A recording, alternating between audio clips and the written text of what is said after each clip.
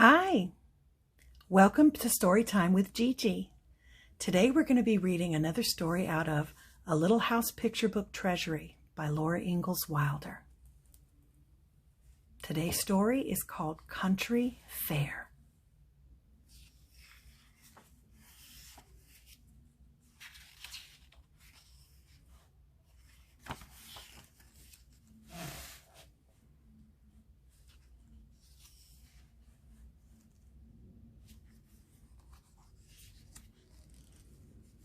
Once upon a time, a little boy named Almanzo lived in a farmhouse in the New York State countryside.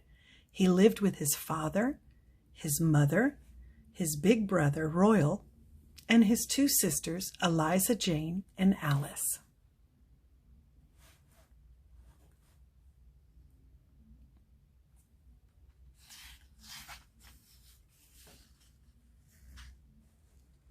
Early one morning, they all set out for the county fair. Father placed under the buggy seat the box of pickles and preserves and jellies that Eliza Jane and Alice had made. Alice was taking her woolwork embroidery too, but Almanzo's pumpkin had gone to the fair the day before in the wagon. It was too big to fit in the buggy. They're all dressed up nice. That must have been very exciting to go to the county fair. The roads were filled with people in their best clothes, all going to the fair. Mother and Royal and the girls got out of the buggy at the fairgrounds, but Almanzo rode with Father to the sheds and helped unhitch the horses. Have you ever been to a county fair? Almanzo wanted to see the animals first. He and Father went past the tall grandstand and the church building where Mother and the girls were helping to prepare dinner. Everywhere men were shouting, "Step this way, only 10 cents," and "Prizes for all." Look at all this. How exciting and fun. You see, everyone surrounded this guy. This one here is selling oranges.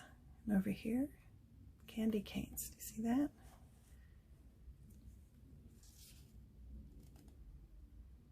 At least it looks like candy canes. Actually, I think that's a game.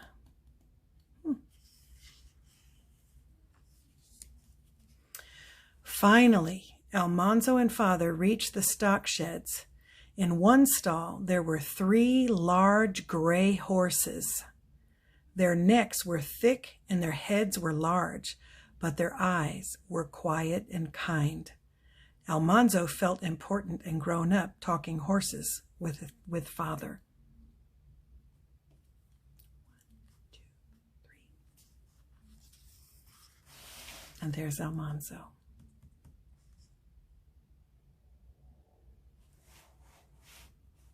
I love horses. I think they're beautiful.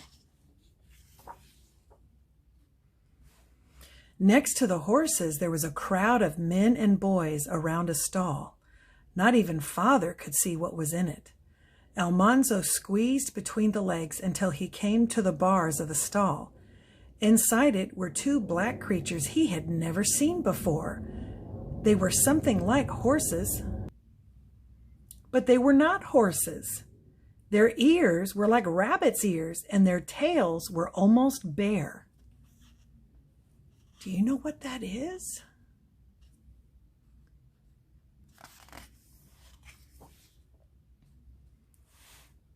While Almanzo stared, one of those creatures pointed its ears at him and stretched out its neck and roared, "Ee-haw! Hee-haw!" Almanzo yelled and hurried back to his father. "It's only a mule, son," Father said, "and you're not the only one who was scared either." "I've heard a mule make a noise." Look at poor Almanzo. "And it's very loud." A mule happens when a horse and a donkey have a baby.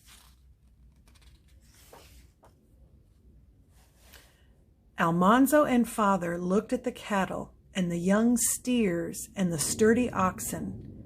They looked at the big white hogs and the smaller black hogs. Then they looked at sheep. Almanzo had not seen his pumpkin yet, but it was time to eat, and Almanzo was hungry. How fun. Look over here at the sheep. There's Almanzo with his dad. I'm not sure, but I think the food was in this building. I thought they said it was in a church, maybe, preparing the food. How exciting.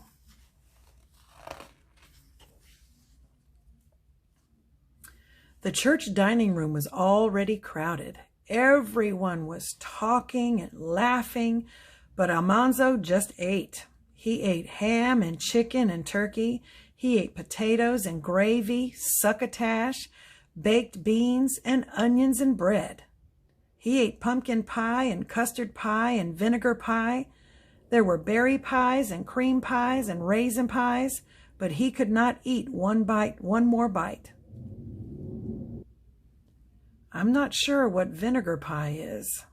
I've never heard of such a thing, but succotash is a mixture of corn and lima beans and I believe carrots as well. That's yummy. He looks very happy. Look at all the pie.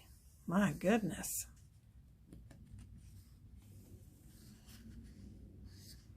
At last, it was time for the pumpkins to be judged.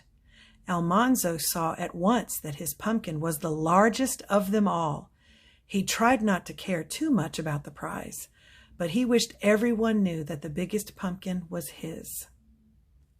Oh, look. It's exciting to win a prize, especially when you've worked very hard to grow a pumpkin so huge.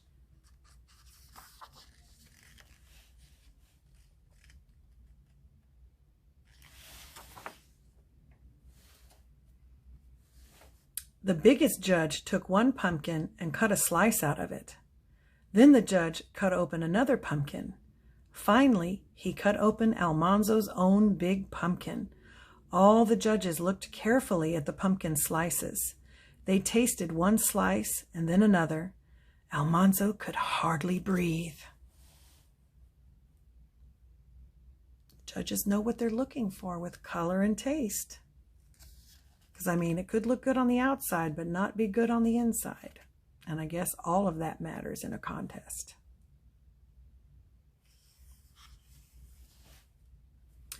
Finally, the tall judge took a blue ribbon out of his pocket. He stretched out his arm slowly and then pinned the ribbon to Almanzo's pumpkin. Father's hand clapped on Almanzo's shoulder. All at once, Almanzo could breathe, and he was tingling all over. All the judges were smiling, and ever so many people said, "That's a fine pumpkin, Almanzo." Wow, how exciting. I'll bet he felt very proud. Afterward, Almanzo went walking with Father through the fair. They watched the foot races and the jumping contests and the throwing contests. The boys from town were in all the contests, but the farmer boys won almost every time. Almanzo kept remembering his prize pumpkin and feeling good. I've been in foot races before at county fairs. Driving home that night, they all felt good. Alice's wool work had won first prize, and Eliza Jane had a red ribbon for her pickles and preserves, and Alice had a blue ribbon for her jellies. Father said the Wilder family had done itself proud that day. Wow, so Alice and Eliza Jane won prizes. I know they're very, very happy. Almanzo was the proudest of all. There's his blue ribbon. And that's our story. I hope you liked it. Bye for now.